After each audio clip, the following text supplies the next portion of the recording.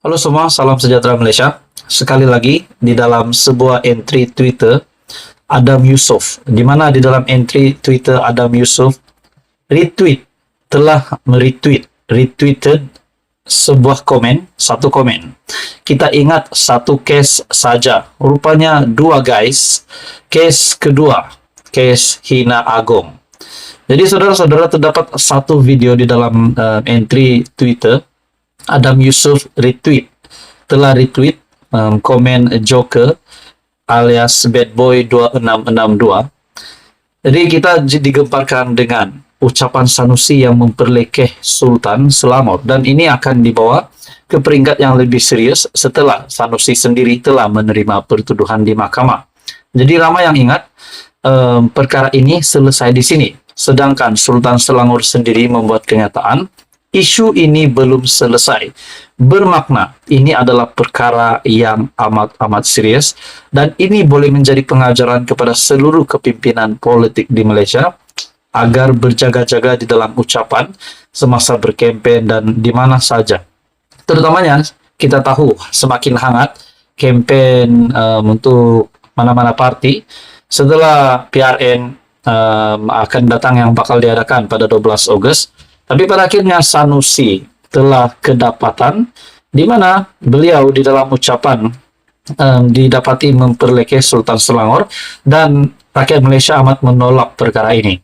Pada akhirnya dalam entry Twitter ini bukan sekadar menghina Sultan ataupun memperlekeh Sultan Selangor, tetapi case kedua adalah case Hina Agong. Ini sudah pasti satu perkara yang amat dibenci rakyat Malaysia, tidak disukai.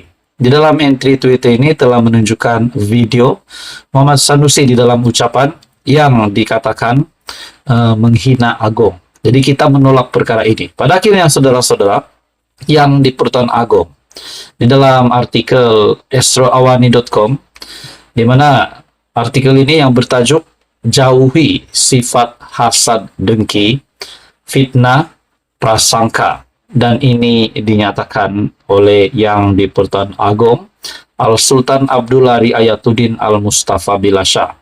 Dalam sebuah artikel dari astroawani.com, yang di Pertuan Agong Al-Sultan Abdullah bertitah agar rakyat Malaysia menjauhi sifat hasad dengki, fitnah memfitnah, prasangka sempit dan negatif. Titah Al-Sultan Abdullah, semangat dan roh hijrah dalam memupuk sifat amanah dan berintegriti juga hendaklah sentiasa tumbuh segara dalam jiwa setiap rakyat Malaysia. Seri Paduka Baginda bertitah, kesepaduan kaum Muhajirin dan Ansar yang berlaku 1400 tahun lalu merupakan semangat yang wajar dijadikan pedoman utama dalam mengurus kepelbagaian dan kerencaman negara. Bersempena dengan kedatangan Tahun Baharu Hijrah, marilah kita bersama mensyukuri akan nikmat keamanan dan kemakmuran negara yang telah kita kecapi. Mengambil ibrah daripada peristiwa hijrah ini, beta ingin mengajak seluruh rakyat untuk bersatu hati dalam membentuk sebuah masyarakat yang lembut dalam berbicara, halus dalam berpesan. Nah, di dalam entry Twitter Adam Yusof telah retweet di mana terdapat sebuah video yang dipaparkan. Saya tidak dapat paparkan video ini di sini sebab bukan milik saya. Jadi saudara-saudara, di dalam ucapan ini Sanusi berkata bahwa tentang pembentukan kerajaan perpaduan, beliau telah mempertikaikan apa yang telah dititah yang di Pertuan Agong kepada Perdana Menteri Datuk Seri Anwar Ibrahim pada ketika Datuk Seri Anwar Ibrahim ingin mengangkat sumpah sebagai Perdana Menteri, dan ini pula tiba-tiba dipertikaikan Muhammad Sanusi. Jadi di dalam kenyataan entry Twitter ini, case kedua adalah case Hina Agong. Jadi bagi saya ini satu perkara yang amat kita tolak. Jadi menurut Anda, saudara-saudara, apa komen Anda? Teruskan bersama di dalam channel ini untuk info yang seterusnya. Mohon bantu channel ini dengan menekan butang like, share, dan subscribe. Halo semua, salam sejahtera Malaysia. Selamat datang ke channel Fels Lifestyle. Info padu info hangat disediakan di dalam channel ini. Saudara-saudara, tuan-tuan dan puan, setelah Malaysia dikejutkan dengan nama Menteri Besar Kedah, Muhammad Sanusi, setelah penahanan beliau setelah menerima pertuduhan di mahkamah, 2 pertuduhan dan dibawa akta hasutan. Akhirnya ramai yang bertanya, apakah yang akan berlaku kepada Sanusi? Apakah status Muhammad Sanusi hari ini? Adakah setelah banyak yang cakap, PAS dan Sanusi tidak perlu ataupun tidak dibenarkan mengikut PRN disebabkan tindakan Muhammad Sanusi yang keterlaluan? Pada akhirnya, banyak saja komen yang diterima Sanusi sendiri, terutamanya dari netizen, terutamanya dari pengundi PHBN, Kerajaan Perpaduan hari ini. Nah, dalam satu komen daripada sebuah video di dalam channel ini, komen yang amat mengejutkan. Adakah Sanusi bakal dibuang daerah? Adakah Sanusi bakal letak jawatan? Adakah jawatannya semua bakal hilang sebagai adun, sebagai pemimpin PAS, sebagai Menteri Besar Kedah? Saudara-saudara, dalam satu komen dalam video ini, di dalam channel ini, terdapat satu komen yang amat mengejutkan.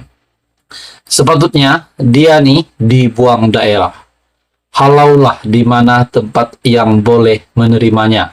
Adakah? Nah, saudara-saudara, komen daripada salah seorang viewers di dalam channel ini menyatakan sepatutnya dia ini dibuang daerah. Nah, saudara-saudara, sudah pasti penerimaan buruk dari kebanyakan orang, terutamanya rakyat Selangor sendiri. Saya melihat di dalam beberapa platform media sosial, di YouTube, Twitter, ada yang mengatakan rakyat Selangor sendiri tidak menyukai tindakan yang telah dilakukan Muhammad Sanusi yang menyentuh kedudukan Sultan Selangor di dalam ucapannya yang viral baru-baru ini.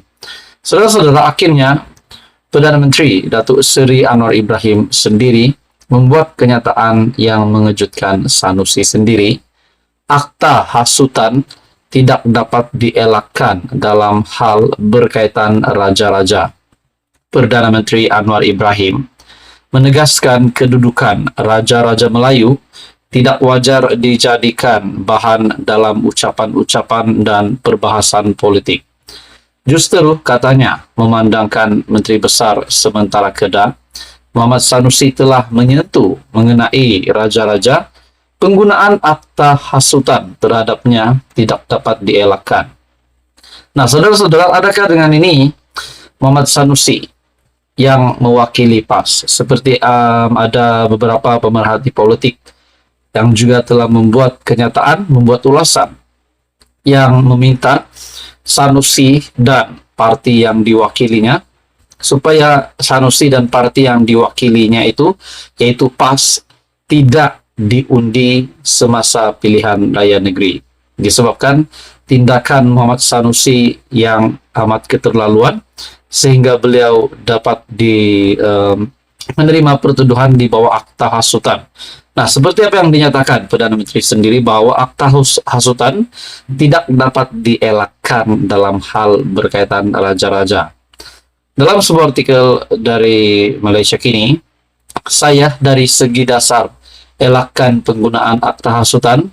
Jadi yang ini bila menyentuh kedudukan raja-raja harus kita pelihara, sanjung dan elak jadi suatu wacana perbahasan politik yang tidak sihat. Soal kritik Perdana Menteri, saya tak pernah gunakan itu sebagai suatu alasan bagi mengenakan tindakan di bawah akta hasutan. Itu adalah kenyataan dari Perdana Menteri sendiri. Nah, pada akhirnya komen dari viewers channel ini menyatakan bahwa sepatutnya Sanusi dibuang daerah. Menurut Anda, saudara-saudara, apa komen Anda? Teruskan bersama di dalam channel ini. Untuk info yang seterusnya, mohon bantu channel ini dengan menekan butang like, share, dan subscribe.